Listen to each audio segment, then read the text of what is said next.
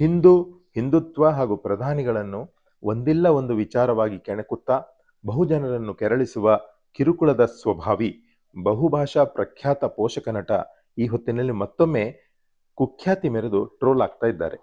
ಸಾಂವಿಧಾನಿಕ ಸ್ಥಾನಮಾನಗಳ ಬಗ್ಗೆ ಕಿಂಚಿತ್ತು ಶಿಷ್ಟಾಚಾರವೇ ತಿಳಿದಿಲ್ಲದ ಮಂಕು ಬುದ್ಧಿ ಕೋತಿಯಂತೆ ಸಮಾಜದ ಪರದೆ ಮೇಲೆ ಪ್ರಬುದ್ಧನಂತೆ ನಟಿಸುವ ಅನ್ಲೈಸೆನ್ಸ್ಡ್ ಸೋಷಲಿಸ್ಟ್ ಪ್ರಕಾಶ್ ರೈ ಇದ್ದಾನಲ್ಲ, ಈತನು ಯಾವ ಕಾಲಕ್ಕೂ ಪ್ರೇಕ್ಷಕರು ತನಗೆ ಕೊಟ್ಟ ಹಿರಿದಾದ ಗೌರವ ಪ್ರಖ್ಯಾತ ನಟ ಎಂಬ ಬಿರುದಿಗೆ ಅನರ್ಹನೆಂಬುದನ್ನೇ ಇತ್ತೀಚಿನ ವರ್ಷಗಳಲ್ಲಿ ಎಕ್ಸ್ನಲ್ಲಿ ತನ್ನ ಸ್ಲೀಪಿಂಗ್ ಟಂಗ್ ಹೇಳಿದಂತೆ ಪುಂಖಾನುಪುಂಖವಾಗಿ ಶಬ್ದಗಳನ್ನು ಜೋಡಿಸಿಟ್ಟು ಬಹುಸಂಖ್ಯಾತ ಸಮಾಜದ ಮುಂದೆ ಬೆತ್ತಲಾಗುತ್ತಾ ಛೀ ಥೂ ಅಂತ ಖ್ಯಾಕರಿಸಿ ಉಗಿಸಿಕೊಳ್ತಾ ಇರ್ತಾನೆ.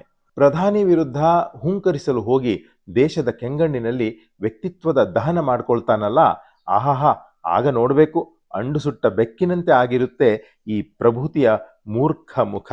ಈಗ ಇವತ್ತು ಈ ಪ್ರಭೂತಿ ಪಾಸಿಟಿವ್ ನ್ಯೂಸ್ ಮೇಕರ್ ಆಗಲು ಬಯಸಿ ಜೀವಮಾನದ ಸಾಧನೆಗೆ ಸಿಕ್ಕ ಗೌರವವನ್ನೇ ತಿರಸ್ಕರಿಸಿ ಎಕ್ಸ್ನಲ್ಲಿ ಬರೆದುಕೊಂಡು ಸಾಂಸ್ಕೃತಿಕ ಲೋಕದಲ್ಲಿ ರಂಗಕರ್ಮಿಗಳ ಎದುರು ಮತ್ತೊಮ್ಮೆ ಟ್ರೋಲ್ ಆಗಿದ್ದಾನೆ. ಏನು ವಿಚಾರ ಹೇಳ್ತೀವಿ ನೋಡಿ.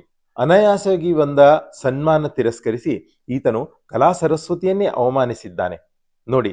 ಸದಾ ಹಿಂದೂ ದೇವತೆಗಳನ್ನು ಅವಮಾನಿಸುವ ಈತನ ಬುದ್ಧಿಗೆ ಮಂಕು ಕವಿಯಂತೆ ಮಾಡಿ ಗುಪ್ತಗಾಮಿನಿ ಹೇಗೆ ಖುದ್ದಾಗಿ ಆತನೇ ಬಂದ ಗೌರವ ತಿರಸ್ಕರಿಸುವಂತೆ ಮಾಡಿದ್ದಾಳೆ. ಈಗಲಾದರೂ ಸನಾತನವನ್ನು ಕೆಣಕುವುದನ್ನು ಈ ಪ್ರಭೂತಿ ಬಿಡ್ತಾನೋ ಇಲ್ವೋ ಆ ಸರಸ್ವತಿಯೇ ಬಲ್ಲಳು. ಈತನ ವರ್ತನೆ ಬುದ್ಧಿವಂತರ ಚಾವಡಿ ರಾಜ್ಯಸಭೆಯಲ್ಲಿ ಜಯಾ ಬಚ್ಚನ್ ವರ್ತಿಸುವ ಶಿಷ್ಟಾಚಾರಹೀನ ದುರ್ನಡತೆಗೆ ಸರಿಸಮಾನವಾಗಿ ಪೈಪೋಟಿ ಕೊಡ್ತಾ ಇರುತ್ತೆ. ಇವರೆಲ್ಲ ಇನ್ನೊಬ್ಬರು ಬರೆದುಕೊಡುವ ಸ್ಕ್ರಿಪ್ಟಿನಂತೆ ನಟಿಸುವವರು ಎಂಬುದನ್ನೇ ಮರೆತು ಬಿಡ್ತಾರಲ್ಲ. ಸಾಂವಿಧಾನಿಕ ಹುದ್ದೆಗಳನ್ನು ಕಾಲ್ಕಸ ಮಾಡುವ ತಮ್ಮ ನಡತೆ ಹೀನತ್ವವನ್ನು ಸಮಾಜದ ಮುಂದೆ ನಗ್ನ ಮಾಡಿಬಿಡ್ತಾರಲ್ಲ, ಛೇ ಅಂತ ಅನ್ನಿಸುತ್ತದೆ. ಮೊನ್ನೆ ಕರ್ನಾಟಕ ನಾಟಕ ಅಕಾಡೆಮಿ 2024ನೇ ಸಾಲಿನ ಜೀವಮಾನದ ಸಾಧನೆಗೆ ವಾರ್ಷಿಕ ಪ್ರಶಸ್ತಿ ಪ್ರಕಟ ಮಾಡಿದೆ.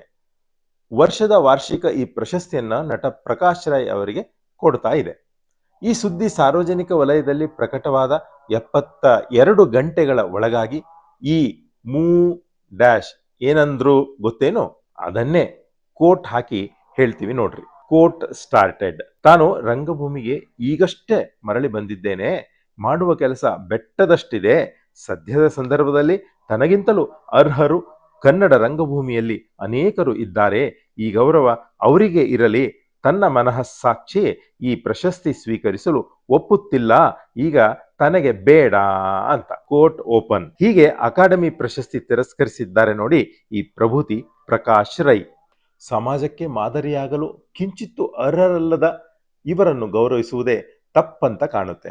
ಪ್ರಕಾಶ್ ರೈ ಅವರಲ್ಲಿ ಇರುವ ಕಲಾತ್ಮಕ ಮುಖವನ್ನು ಗಣನೆಗೆ ತೆಗೆದುಕೊಂಡು ಕರ್ನಾಟಕ ನಾಟಕ ಅಕಾಡೆಮಿ ಏನೋ ತನ್ನ ವಾರ್ಷಿಕ ಗೌರವ ಪ್ರಶಸ್ತಿ ನೀಡಿ ತಾನು ಪುನೀತರಾಗಲು ಹೊರಟಿತ್ತು. ಆದರೆ ಆತ ತನಗೆ ಬೇಡ, ತಾನು ಅರ್ಹನೇ ಅಲ್ಲ ಎಂದು ಒಪ್ಪಿಕೊಂಡ ಮೇಲೆ ಪುನಃ ಅಂತ ಧಿಮಾಕಿನ ಮನುಷ್ಯನ ಮುಂದೆ ತಗೊಳ್ಳಿ ಅಂತ ಅಂಗಾಲಾಚಿ ಅಕಾಡೆಮಿ ಕೈ ಮುಗಿದು ನಿಲ್ಲೋದು ಅಷ್ಟು ಸಮಂಜಸ ಚಿಂತನೆ ಅಂತ ಆಗಲಾರದು. ಇದೊಂದು ಉನ್ನತ ಸಾಂಸ್ಕೃತಿಕ ಪರಿಚಾರಿಕೆಯ ಸಂಸ್ಥೆ.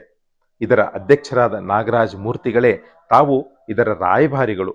ಇದು ತಮ್ಮ ಗೌರವ, ಕನ್ನಡಿಗರ ಗೌರವ, ವಿಶೇಷವಾಗಿ ಕಲಾದೇವಿಯ ಗೌರವದ ಉನ್ನತ ಸ್ಥಾನ.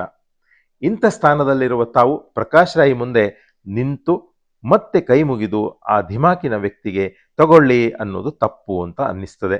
ರಾಜ್ಯದಲ್ಲಿ ನಾಟಕ ರಂಗದ ಪರದೆ ಹಿಂದೆ ದುಡಿದ ಅನೇಕ ಹಿರಿಯರು ಇದ್ದಾರೆ. ಅದರಲ್ಲಿ ಗಿಣಿಗೇರಿಯಲ್ಲಿ ಇರುವ ರಂಗಸಂಗೀತ ಕಲಾವಿದ 72 ವರ್ಷದ ಹಿರಿಯ ದೇವರಾಜ್ ಹಲಿಗೇರಿ ಕೂಡ ಒಬ್ಬರು. ಅಂಥವರನ್ನು ಗೌರವಿಸಲು ಅಕಾಡೆಮಿ ಮುಂದಿನ ಸಂದರ್ಭದಲ್ಲಿ ಪ್ರಯತ್ನಿಸಲಿ ಎಂಬುವುದು ನಮ್ಮ ಅಭಿಪ್ರಾಯ ಹಾಗೂ ಅಭಿಲಾಷೆ. ಕಲ್ಚರಲ್ ಡೆಸ್ಕ್, ವಿಶ್ವ ಪ್ಲಸ್ ಟಿವಿ.